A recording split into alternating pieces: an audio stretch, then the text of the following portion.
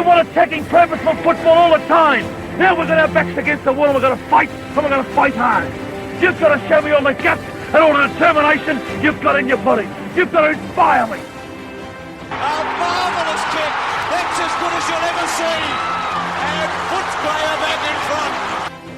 I don't know about you guys, but if I see one bloke walking out of here, give the pat on the back from people out there for a good effort, I'll spew up. From inside the centre square, boys kick the goal. Boys kick the goal. From inside the centre. Hey Pack, welcome to Danny Boyd. It's a podcast about the flag favourites. That is the Footscray Football Club, Proprietary Limited. They trade as Western Bulldogs. I'm Danny McGinlay. Here I am in Rancho Stevo in the, I believe, the southeastern conservatory. What do you call this room, Stevo? Oh, it's just called a living room, but there's a void. You know the term void? Void. Any architects out there, a void means just space and a double height roof. Oh, okay. All right. Yeah. There is a void. Okay. So we're in Richmond 3121, and there's been a void in our life for too long. Premierships. Yes. It might be about to change. 10 years it's been, and it's just, I don't know how we survive these premiership droughts, but yeah, look, we are absolutely up and about. Saturday was genuinely one of the most exciting I've seen this team play. Although, you know, I got to remind myself, I thought this last year. I thought this when we smashed the Giants, I was like, here we go, we're awesome. I'm really torn between keeping a lid on it because we're playing the Crows this Friday, or getting that lid, throwing it into Jupiter, and just enjoying this moment. Yeah, it's exciting. I think GWS were off their tucker a little bit. They probably should have been up at quarter time, GWS. The Doggies made a lot of mistakes early on, and Bevo's spoken about that a little bit earlier today at the press conference. It just didn't quite turn up to play and didn't cop the pressure well enough, even though they were ahead at quarter time, the Doggies. I think they were lucky that they just kept inventing ways to miss goals or turn the ball over, GWS near goal. Yeah. But then after that, the first 6 minutes after half time, they were good. The first 4 goals there just destroyed them. Some of the ball movement, but you're right, it's only round 1. Oh, God, that's right. It's not even round 2. So I think I see this week, and this is a Bulldog in me, it's a free hit at the Stumps. Okay. So Already. I'm going into it like that. Friday night footy, away interstate game. You don't go into those expecting to win. I see it as a free hit at the Stumps. Play well. Fantastic if we win. If we get rolled, still 2-1, and then a 16-day break, which is extraordinary. If Terry Wallace was coaching, he'd head to Bali. Yeah, he used to do that. Did he? Plough in the day. So maybe Bevo could head overseas. It's a long break, isn't it? The AFL fixturing is crazy. It's very odd. But yeah, let's keep on to the Giants game. I reckon, you mentioned quarter time. I reckon quarter time is where we won it. Because if you don't remember, Toby Green has a shot at goal from outside 50. Siren goes, so he's got to take the shot. And he kicked it into Tim English. Yep. Man on the mark. Now, what I thought was very, very clever by the Dogs, and I reckon this absolutely would have been discussed beforehand, no one did anything to Toby. Yeah. They ignored him, took away his power. Because he, you know, if they'd all got into him, he would have fired up and come out snarling second quarter. It was one of those flat games almost on purpose, wasn't it? The snooze button. There wasn't any scrimmages or people talk up, you know, the rivalry. There was none of that. There was a very low-key game. And English on the mark, that's smart. That's the new Bulldogs.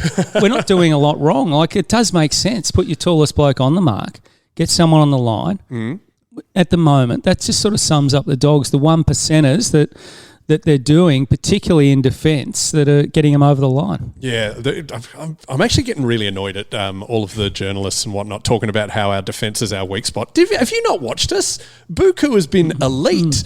James O'Donnell's been fantastic. We are, I guess it's really good that everyone's running back so much to help them out, but Buku was magnificent. Yeah, huge, and Rory Lobb's been good at spoiling. I think we're spoiling more. Yep. More balls, killing them rather than trying to mark them. I think that's been a focus over summer, and the defensive crumb's been a lot better. So people are raving about, Bonampelli, Richards, the top end. My theory is it's the bottom end. That's right. You've that said is this actually Yeah. made the difference. So So Butterick, bottom 5. Yeah. So hang on, are you talking like the bottom as in defensive or bottom as in, if you Yeah. rank the players from the best to, number it's the unsung hero. Selwood's come in and done a role. Oh, yes. Looks like a mini Dale Morris, which you can't get a better rap than that. So he's Absolutely. a lockdown type reliable player, just a bit of an animal. And, of course, Butterick's been a huge get. Yeah. Small but tough, clean in the way he uses it. And Jakes or Jarks, Yeah. still not sure what we're going to call him yet. I'll call him Jakes, but he's been great. Should have got the rising star this week. I know that Jagger Smith, who grew up around the corner from here in Richmond, and he's a Yeah. local, I still think the game of Jarks or Jakes Yeah, I don't was know. actually better than Jaggers. I If think you it's- look at the it's impact. singular, Jacques. Yeah. Or Jake. Yeah. I'm not sure. It depends how bogan he is. We need to actually probably speak to the club about Yeah, it. so he looks good too. I mean, you looked at the bottom end in the past, you think, carrying a couple. Baker's improved on the wing. Baker's been I think Baker's probably our most improved player this year. Like he's found another gear, another levels. His 50th game, so I guess he was going to fire up, but he has been. Whenever there's a little bit of magic, you go, hang on, who's that? Baker. It's Baker. Yeah, he's been running hard, and Bailey Williams is sort of off the chain too, playing a high half forward type of role. So it's these players and the improvement that's done it. I mean, Bont's still being Bont. Richards has always been good. English has improved, but it's that type of action that's changing things around. Of course, certainly helps if Norton's kicking straight. Oh man, we are so accurate. Yeah, but you're on when Nort's kicks 6 goals, 1. Oh yes. And we normally invariably kick more points than goals. It's been disproven this last year. Both last year we were the most accurate club in the competition.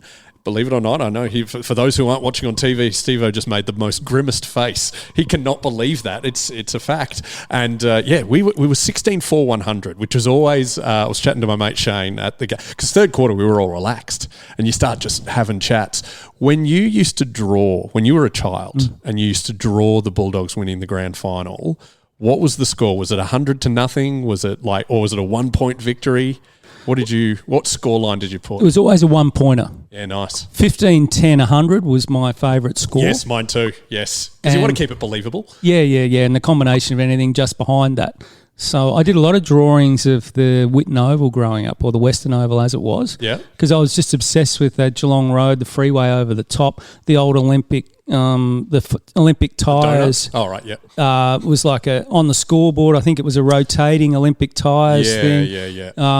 I was obsessed with that, and perhaps a footy one day going onto the freeway, landing in a truck and ending up somewhere else. I actually did I did a cartoon book on it. Oh, nice. In grade 6. Is that still around? It is still around should somewhere. I'll have to get it out. Yeah, it was let's chuck that on the socials. beautifully illustrated, actually. KB was in it. Wow. So I was pretty young at the time. Well, we got to 16-4, and I can only recall one time ever seeing us get exactly the 16-4-100. And happy for listeners to prove me wrong, but my only time I remember us ever getting that was round 22, 1993, where we were playing North Melbourne, who were up and about, like they were just about to break into their dominant era, and we'd underperformed that year. We'd come third the year before. We didn't even make finals, so it was a bit of a dead rubber. But we were 16-4-100 by halftime. Right. In that match. Okay, I can't remember that far back that game, but I'm used to more points. See, the Dogs were 2-7 at quarter time. Were we? Opening round. Opening round. Oh, yes, against So the since Lions. then, you can do the numbers. It barely let's missed. do And you know that. what? Winning footy normally means, good kicking. So I think we kicked 16-15 against Brisbane. So let's have a that look. means gone. So 14 goals, 8 after that, which is pretty good, and then scored well this week. So somebody's doing something with the goal kicking. All right, so if we take away the first quarter of opening round, we have scored 14 goals, 8 against Brisbane, and then up against the Giants. So remember that, 14-8. And then we go, what are we getting there? That is 21-8. So 14 plus 21, 35-16. Yeah, I like it. That's damn good. There's something in that. Yeah. We're just kicking better. Didn't we kick 35 goals, 10 when Kelvin Templeton kicked 15? That's right. Well, No, maybe- 'cause I think he scored 10 behinds himself that day. He did and got a lot of free kicks. But look, the kicking helps, Absolutely. but there's still an asterisk. Obviously, it's round 1, and Adelaide looked cherry ripe, and as always happens with the Dogs, invariably you play against somebody in a milestone game, which has happened a lot. Or the coach gets sacked. We are the absolute happened winners. with Goodwin last year. I remember Glenn Archer, I think, played his 300th against the Dogs. And Nick Revolt did as well. Yeah, and I reckon Drew Petrie kicked about 8. Yeah. North were up and about. Well, this week Isaac Rankin's back. So just in time. Now, is that going to be? Is that a milestone? Is that something the Crows really want to celebrate? A homophobic slur? Probably not, but they'll celebrate him being back. Yep. Hopefully, he's underdone. But the theory on these sort of things is he'll probably star, and it's the second week in where you tend to struggle where the body's a bit sore. So I think he'll issue. Start strong and then fade, like Freo did against Geelong. Yeah. So, I mean, it'll be big emotions for him, but I'm not too worried about Rankin. I'm more worried about, Thilthorpe and I'm actually more worried about the Dogs. Our biggest enemy will be getting in our own heads. I know Bevo would be absolutely just welding the lid shut and not letting the players get ahead of themselves, but you can't not get ahead of yourself after you knock off the 2-time reigning premiers and then smash your biggest rivals by 80 points. Yeah, I suppose we'll find out a lot more about Buku, O'Donnell and Lobb this week if the ball starts peppering in and you've got Fogarty, Big Tex and Thilthorpe. Yeah. It's a tough one to say, Thilthorpe. I know. Is it? It's. I never know where I'm supposed to put the other H. Yeah, so that'll be a test. But if the Dogs can win in the middle, English should be able to win the ruck. Bont can do what Bont does. And the other interesting thing on the weekend is Bont was sort of used in a luxury position again. Sometimes he was drifting across half back. Yeah. Then he'd go forward, and really, he's just wandering around at the moment, doing as he pleases. Do you reckon Bevo's just said, Marcus, do whatever you want? Yeah. So he's kicked 6 goals. Yep. So two lots of 3. So that's huge. Yeah. And I don't want to moz things, but he's kicking the set shots. Yes. Which he's had a habit of in the past of missing. Yeah, he was always good when he's goaling from open play, but set shots could be... I mean, that's just... You could say that of the whole team. Yep. And the other criticism that I think is absolutely disproven is they were always criticising our forwards are getting in each other's way. There was only one point where they both went for the same goal and Norton absolutely outmarked Darcy. Yeah. It's not a bad problem to have, though, is it? So I think Darcy's still carrying a bit of a hip injury, but getting better by the week. That piece of play, the extraordinary piece of play where he wheeled around and passed it to Norton. To Bont. Yeah, and then Norton went long to Bont. I was just sat there out the front of Top Dogs on the weekend and thought, wow, this is... You just shake your head and this is champagne. I actually went in and got a Prosecco after that. And I shouldn't say this, but the servings of Prosecco, hopefully a meat's not listening and the people at the Dogs, they're pretty generous. Right. So why people are onto it. Why would the club be They're like a double serve. Oh, really? Yeah. Why would my I wife care Jane about that? and my mate Chris Byrne, did they make the most of the opportunity? Well, that's the beauty of the day game. You're not a slave to the great northern mid-strength. Yeah, so after the game then we went to downstairs at what's the pub with the escalator? The Moondog? No, near the other, it's on Burke Street, other side of Spencer Street Station.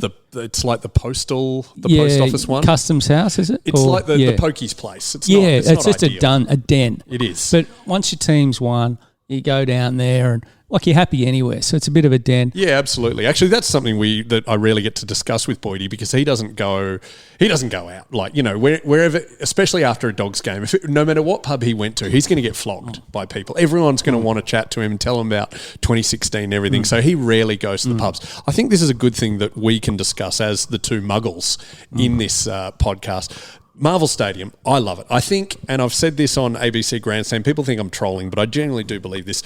It is a superior stadium to the MCG. It doesn't have the history, I admit that, but you can see the game better.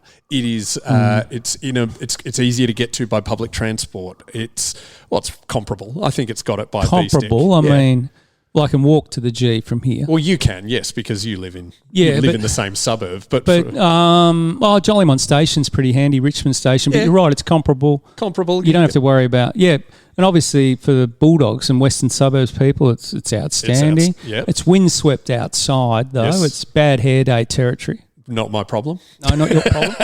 So I think the bars, now I'm told that the bars pubs have improved. Now I haven't done the moon. We maybe should do a series on this during the year, the best places to go before and after Marvel. I think so, because I actually went to a brand new place after the game. It's called Invergordon. It is a Scottish bar. Not Irish, not British. Invergordon. That's where my wife grew up in north of Shepparton. There we go. That's what they've named it after, yes. Yeah, obviously.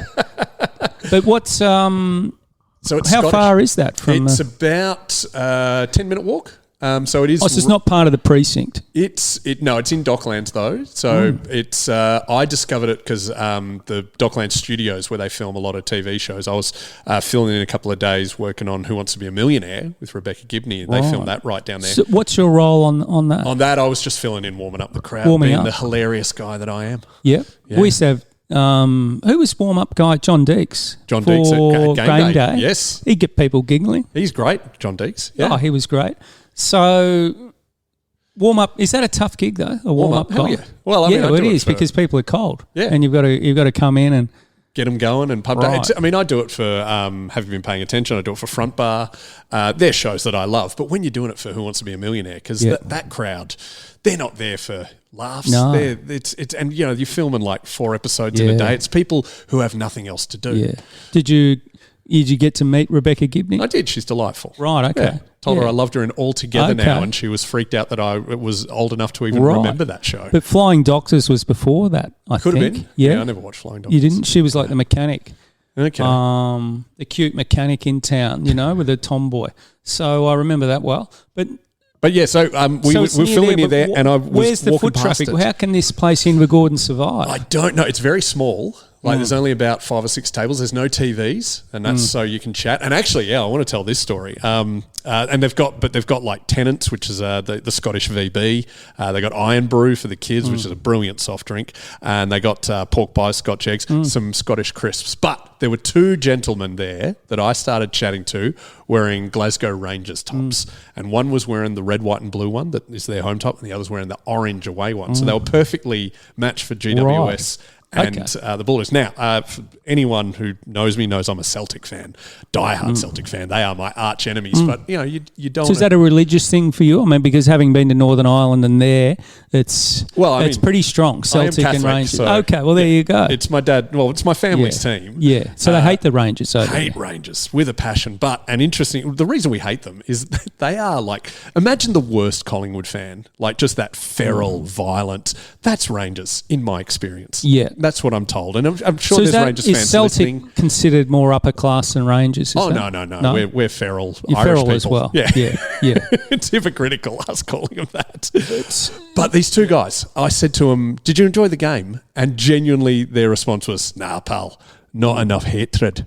Right. Not enough hatred. Yeah. And I get if you've grown up with Celtic Rangers, you'd be used to a certain amount of passion. And, there's hardly any GWS fans there, so you're not going to get the back and forth. But imagine ignoring the sport, seeing the greatest sport in the world and going, well, there's not enough hatred. Yeah. That's deeply ingrained, isn't it? It's shocking. But anyway. I've only been through Glasgow briefly, actually. I'd like to get back there. A good mate of mine was born there, and one of my favourite bands. I always bring it back to music. Here we go. Obviously, Simple Minds. Simple Minds. Are they Glasgow, are they? Jimmy Kerr and Charlie Birchall. Legends in Glasgow. So they punch above their weight, the Scots, with the music. So. Yeah, it's a cultural powerhouse, Glasgow. So, Invergordon's a great pub, but there's not that many. I would love it if there was a sports bar that almost advertised itself for the GWS fans to go to. So if you're an interstate team, you're playing at Doglands, there should be a pub that's just for them where they could sort of all gather. Right, that'd be busy. I reckon, that's what we need. Yeah. But isn't there a brewery there now, the Moondog? I haven't been in it. It looks inviting. Apparently it's all right. Half the time it's booked out for corporate functions before a game, which is not ideal. Yep. But, so listeners, if you know of any secret places we can go, there's the Nixon, of course, which is I've done the Nixon. I've done Platform 28. They're both sort of generic corporate type pubs, and the one I went to which is a bit, I don't mind it, the downstairs bit. You can watch the races and whatever. Yeah. but it's not as cool and hip, obviously, as where you went. Damn straight. Yeah. It's very pokies, that place. Like half of it's quite nice. It looks it's got a bit of an Asian feel to it. But the pokies I'm not a huge fan of. And one thing I will give the MCG, you've got one of my favourite pubs in Australia, the Cricketer's Arms, because it's got an old style NBA Jam machine. It's got a Mortal Kombat. Yeah. And the wallpaper. Have you seen the wallpaper? Yeah. With all the old footy cards. I could stare at that for hours. Interesting pub. What about the Royal? That's an interesting one as well. That's some people have a different an place. early start there as well. They do. But we could talk about the best pubs for footy pubs. I mean, the London Tavern, I went to grand final day, obviously, walking from here to the footy. Is that 2016? 2016. First person, I knew we were a chance that day. First person I bumped into was Robert Groenewegen. So I don't know Robert Groenewegen. Who's that? A legend. Well, 1985, mid-80s type of player. Okay. A legend. He runs, he was running York Park down there, the Launceston Stadium. So he's a centre-half forward. Famous for one thing, and that was, you remember the end-of-season trip gone wrong on the Qantas plane?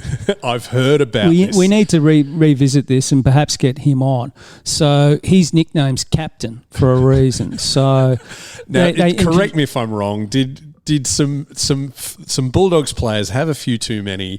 We're not talking like a scissor lift for Hawthorn. No. We're talking somehow got on the PA of the plane. That's right. So that was Robert Groenewegen. So he got on and said, basically, hello, it's Captain Groenewegen here. We're about to go down. Go into the brace position. Oh, no!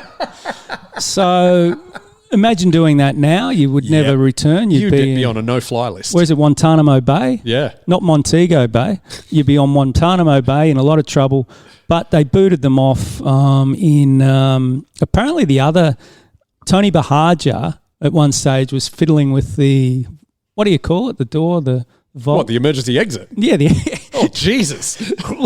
This has gone from fun prank to endangering lives and very then the quickly. crest. I think in those days, each Qantas plane had a crest. It was called something. It could have been a name sort of thing, like Bendigo, or named after towns. And apparently the crest might have been prized off the back of the plane as well. And I think when they stopped in Hawaii, they were booted off in Hawaii. It's not a bad problem to have. Someone grabbed someone's wheelchair and were wheeling around. So it was just chaos. It ended up front page of the Herald in those days. Herald Sun. It was a big story, but imagine it now. Oh, huge. Yeah. And Mick Malthouse, the coach, was on there. So he couldn't he couldn't control it. Perhaps we could get the captain on. I think that's a good idea. He revels in it. We should tell this story. Even though we don't condone this, don't. Hey, if you do get onto the PA system of a plane, tell a joke. Yeah, I'm fine with that, but not we're all going to die. Don't. There's better things you could do. He did another plank to the captain in a team photo, which was famous in the Western one of the local papers. Okay, what did he do? I'm imagining like a Basic Instinct style. It was an appendage hanging on someone's shoulder. Yeah. Okay. All right. Yep, I was right. Which, some reason the sub editor and the editor of the paper missed. Oh. So, it got through to print. So we allowed to talk about that? So when you saw him on grand final day... so there's a bit to talk about. Were trousers were on? Yeah, the trousers were on, but he was a prankster. He was Doug Hawkins' best mate. There we go. So played from Braybrook. Yep, okay. So it'd be a ripping guy to get on at some stage. All right. I'm not sure how we got onto Captain Groenewegen, but I ran into him at the pub. You saw him at the London Tavern, and that's your favourite pub for footy? Yeah, my favourite pub for footy would be the All Nations in Richmond, which is similar, down a similar way there. A great little pub. Bob O'Kane runs it there. Where's the best? Actually, listeners, if you could tell us this. I mean, we're absolute interlopers here. I live in the north. Stevo lives in the east. Where's the best pub in the western suburbs to watch the Dogs? Because what we should do, maybe next time we've got a big interstate game, let's just head to that pub and listeners can join us. Well, I did have some mates go over and watch at Libba's pub, the Mona Castle. Mona Castle, yes. Or Castle, whichever side of the street you're from. But we're playing Adelaide this week, so let's say Castle. Yeah, Castles. I think that's a good one. On the railway in Yarraville, I watched the Freo final there. That we lost. A few years back when we were about 8 goals up and got rolled. So things were going well, and that was a long Uber home from there. So often if they're interstate finals or big games, we've gone to All right. the Heartland Listeners, to watch. let us know, and we're going to choose a pub to do a watch. So I think the Yarraville Club as well is a good one. Okay. Over that side of town. The Darcy family own that? No, it's like an RSL Okay. sort of setup. We should So probably it's get what the it's called. Darcy family pubs. They probably own Yeah. like 12 Yeah, in Footscray. so- We could go to one of those. Yeah, so the All Nations is a beauty here in Richmond. That's Yep. where they started the front bar. That's right. Yeah, so they used to film it in the front bar there. Because And- I mean, really, just you put a camera in there and Mick Malloy happened to be there. So Yeah, so it started by law there. of averages. And then they've sanitised it a bit in the studio with a fake door and everything. But it's we've done some of our best work in that studio. But yeah, there's some ripping pubs to go to the footy. It'd be a good talking point. Maybe the listeners can get involved. Absolutely. Let us know your favourite places to watch the footy. Where will you be watching this Friday? I'll be watching from home. Oh, okay. Control. I'm not really a social beast when the Bulldogs are playing. So I'm not a guy that likes to be out in public having a beer, laughing. I become pretty transfixed on what's Really? going on. Okay. So I'll be here on the couch, probably have a few beers, maybe at the Rising Sun around the corner Yep. to warm up, and then come back and watch that. And if it gets a bit tense, sadly I've been known to go wandering. Oh, really? Yeah. You'll go off just to be in your own thoughts? Yeah, so there's an affliction called you turn into a footy zombie, Yeah. right? Okay, yeah. So you're I like walking this. around like a zombie. You turn your phone off. Oh, really? You don't So want to hear it gets too tense, Yep. too much, and you think, what will be, will be.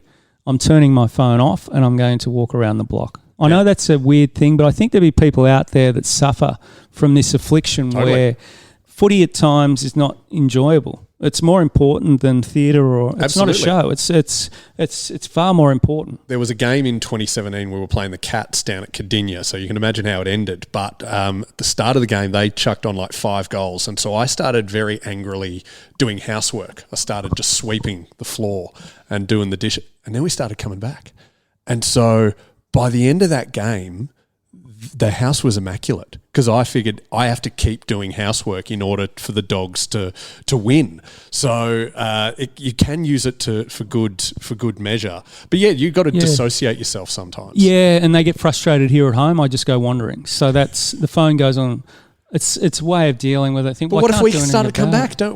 We've got to be able to contact you. Normally more likely for me to go wandering when the Dogs are a goal or two up with 10 minutes left. I think we're in front. Really? Now I wonder. Just to make Really? sure. Yeah, it's sometimes a superstition.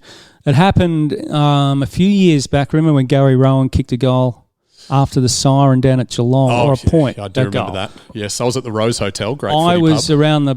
I'd turned my phone on. So I tried to predict when the siren would be. I'd calculated when to turn the phone on. I did, and we were up by, I think it was 1 point. We were up by. Yes, But the something clock like that. was 0. So you This think is on the we've won? AFL app. I think we've won, but hang on. The clock's frozen, and it should say full time by now. And Yeah, I've had this yeah, whole yeah. going, fuck. I reckon there's going to be a shot after the siren. Of course. And then sure enough, it ticks over, and then all the text messages come through. We've got rolled. So Do you know the comedian Dave Thornton? Used to do Fox FM breakfast. He's a mate Yes, of mine. yes. He was with me that day. He's a big Yeah. Cats fan. Yeah. To Dave's credit, this is one of the best things I've ever seen a bloke do at the Rose. So I'm sitting there, Dave's sitting there. As soon as Gary Rowan took that mark, he went to the complete other side of the pub and did not come back till 5 minutes after the siren with a jug of beer going commiserations Yeah. because he didn't want to celebrate no. in my face. Well, he miskicked that too, Gary Rowan. It swung back the wrong way. Yep. He's never done that. He's never done anything against us, Gary Rowan. He went missing in the 16 grand final. So I reckon there's something in this footy zombie. I haven't really Do you know spoken who else to it has about. been? I've seen be a footy zombie, and I think I've told this story before. But I once went to Adelaide Oval to watch us play Port. This is in 2016, and I think it was who's South Australian? Is it Caleb? Or is he South Australian? Yes. Yeah, so Yep. Caleb got injured early on in that game. And Caleb's parents were sitting in front of me. I'd got tickets. Toby McLean had sorted me out with tickets. So I'm sitting with the wives and girlfriends and parents and stuff. And Caleb got injured. And then what was really cool, and I was with a mate who was a Bombers fan, and he was so impressed with this. Peter Gordon, who was president at the time, came and spoke, got Caleb's parents and said, look, he's down the rooms. He's fine. Do you want to come and talk to him? So we went and got him. They went back. He came back and sat in front of us, and he's got the headphones in. And I'm thinking he's listening to the radio. And I've said to him, because I was asking about, there was another player who might have been injured. I'll go, what are they saying about, Caleb or, whatever? And he goes, I don't know. And I go, aren't you listening to the radio? And he goes, no. I said, what are you listening to? He said, meditation music. He needed to just be this calm, affirmation sort of stuff. Just otherwise it's too stressful. Right. So I guess he couldn't leave the game, but that was him becoming a footy zombie. Maybe I should try that. It's like the stuff that puts you to sleep. The sound of rain on the tin roof. The white noise stuff. Frogs at night, all those type of things. Whatever works for Birds, yeah. So it'll be... I don't really enjoy watching Bulldogs games on the TV because I'd much prefer to be at the ground. You can see it unfolding and you get a better feel for the whole game. TV, the commentary can really give you the shits at times, depending on who it is. Well, no, it's all, mate. I disagree. Some people say they hate certain commentators, and I'm firmly in the belief that you only hate them if they're talking when you're losing. Doesn't matter who's talking then. It could be, who's the greatest singer in your opinion of all time? Rock singer. Sure, whoever. I'd have to be Freddie Mercury. Imagine Freddie Mercury. Yeah, the Dogs in the Freddie Mercury could have been singing a whole new album of Queen songs. But if you're watching the final quarter of the 2021 Grand Final, you hate Freddie Mercury. You hate him, yeah. No, the 21 Grand Final, I was on the roof here. Didn't watch up on the roof deck. Didn't watch a single. I've never watched it. Have you not? So how did you find out we lost?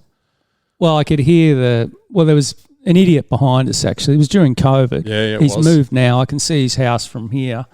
They had a party going on. Oh, really? Melbourne supporters. An illegal typical party. Melbourne. Mate, an illegal party. They're all cheering and whooping, and then went to bed pretty flat, obviously, and they're all singing the song. So it was great. I should have rung the cops. But I've never watched back. I just knew. I've never watched it back either. You could tell at 3/4 time that things were not going too well. Yeah. Okay. Let's not talk about that too much. But it's interesting. I will be at a pub and I'm very loud and boisterous. But if we're losing, I'm just not a social beast at the footy. I loved my day at the footy last week. A great mate of mine, Chris Byrne. I think you saw at the footy, but he's a bit of a talker at the footy. Yeah. So the first 10 minutes he's talking. I think, mate, I just sort of said, we'll talk after this shot, or maybe wait till quarter time. I'm not a socialite at the footy. I will be, half time, whatever, have a quick beer, but that's interesting. It's just not. I just can't. I've been on the other side of that. There is nothing more annoying than a goal or a big mark get in the way of my story. When I'm trying to tell someone something interesting that happened during the week, and then a goal gets in the way, ruins the timing. So, no, it was a good day at the footy, though. Top Dogs, obviously, with the past players. Yep. It's a great setup. We're such men of the people, talking about our coterie group up on level 2. They call it a coterie group, but it's blue-collar grassroots. Absolutely. There's not too many high flyers in there. They're just rank and file. When I get someone tickets, they go, what's the dress code? And I go, mate, it's the Bulldogs. We're your good trackies. Yeah, that's right. Well, there was a woman in there, I think we were talking to, I think you were, to come down from Darwin, and she had the... Oh, yeah, Kim. She's great. She had the scarf turned into leggings. Yes, Now, I met Kim at the 2010 prelim where we would just stand in standing room at the MCG, and we were both the loudest idiots that we just became mates forever that moment. And yes, she lives in Darwin now. She flew down, and she is an absolute Lucy. And she's going to Adelaide too, I think she said. Is, yeah. So it's a round trip, but... if you go into Adelaide Oval and you see a lady with footy scarves turned into leggings, that's Kim. Tell her she's a legend. Yeah. So it's like jeans, shorts, and then footy scarves down. So that's so Bulldogs, isn't it? Yeah, she's proper bogan. We love her. But all right, so let's preview. We're going to go into some old war stories behind the paywall for the Patreon people. But final preview of this Friday, everyone is talking about us. Like Jack Revolt said, we were on the couch. He said we're the sexiest team going in it, and the best of the best. Jay Clark Lee Montagna on First Crack was talking about how we've got a whole new game plan and we are ahead of the league in every measurable way. We were absolute bookies' favourites on the weekend. Adelaide have kind of shored up. It's now looking pretty even, which I prefer.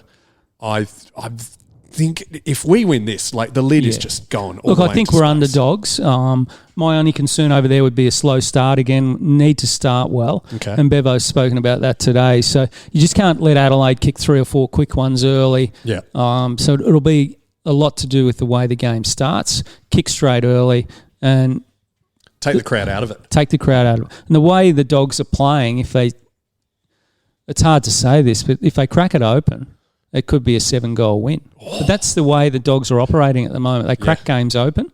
So, look, it really is a magical time because we don't know how good we are. There's no ceiling at this point. yeah, but I'm telling myself if we go in 2-1 with a 16-day break, I would have taken that a month ago. So I'm using this one as a free hit at the stumps. Okay. Yeah. Which is a good way of looking at it. Yeah. So I just don't want to be too disappointed. Yeah.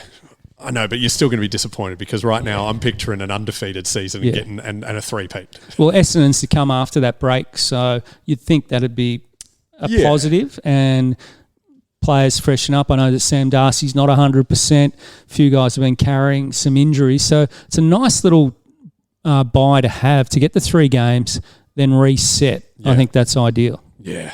God, it'd be good. And that's the Easter Sunday. That's like a traditional Easter Sunday match now against Bombers. We don't get any traditional games, so it'd be nice to get it'd be one. nice. It's sort of Easter Sunday. It's not really blockbuster territory, is it? The AFL hasn't done the Dogs any favours. Even having that game at 1:10 on Saturday GWS, that felt a bit early. Yeah, it did. Felt a bit weird. It was great once you've won and thought, wow, we've got plenty of time to hang around at the pub now. Yeah.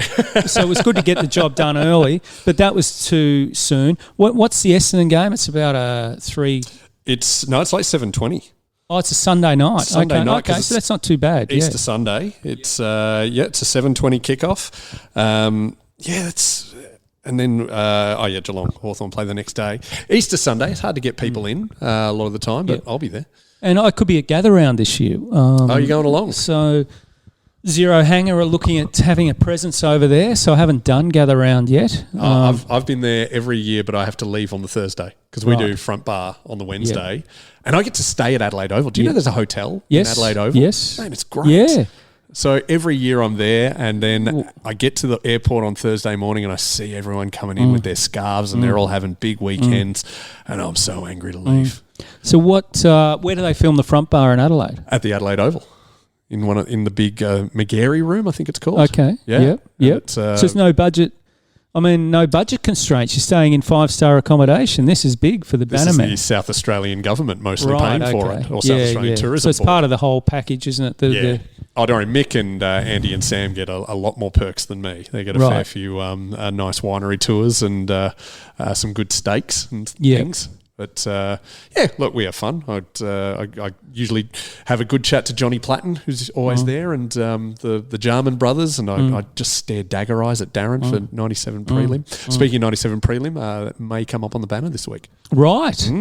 Okay. That's an interesting one to raise. Well, I got a lot rejected this week. Apparently, they don't want me to make fun of the Iran war. So, well, that's fair enough. Who's rejecting these? Is it Pat Horan, our mate, or is it Amit Baines? Is it Kylie? It goes to the secret Illuminati at the top of Whitten Oval, and I don't know who makes the decision, but I'm guessing it would be Madam President. Yeah. But I can understand because I wanted to have crows are hard to beat on their home soil. Dogs will soar as high as the price of crude oil. I can't see anything wrong with that, to be honest. People are dying, so fair enough. Maybe, yeah. Yeah, we've got to be careful with that. We're an inclusive club, obviously, and Absolutely. that's the way the Dogs operate. So I was trying to do something about, because Isaac Rankin's come back after the homophobic slur, about something about pride and prejudice and Mr. Darcy. I tried, but it was hard to crowbar it all in. But no, I'm interested in what you'll come up with 97. That's still one of can't even talk about that. Did you watch that, or were you on the roof? I was at the game. Yeah, me obviously. Too. So were you behind the goals when Libba kicked it?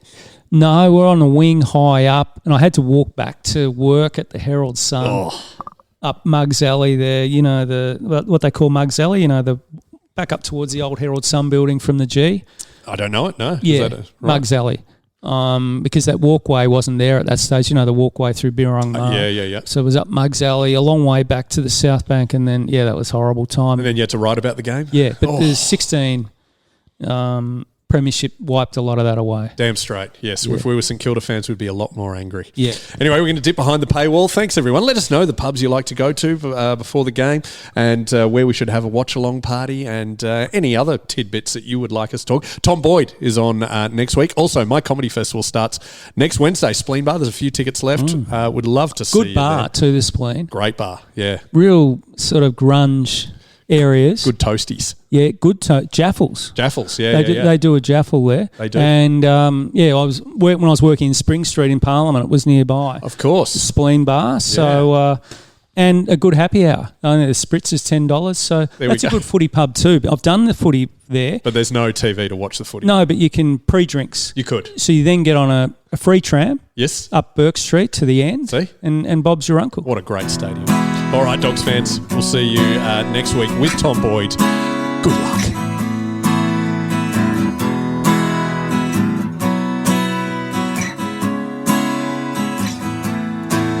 Gave my childhood to that roar of the red, white and blue sea, and the knowledge that you had to love the Bulldog boys and me. 20 years on, I feel that longing hanging in September air. But the reason I go every week is to pretend you're still there. And they will find the glory one day, and I will throw it at your feet. It's a long, long road they're running for you, the dogs of Footscray streets.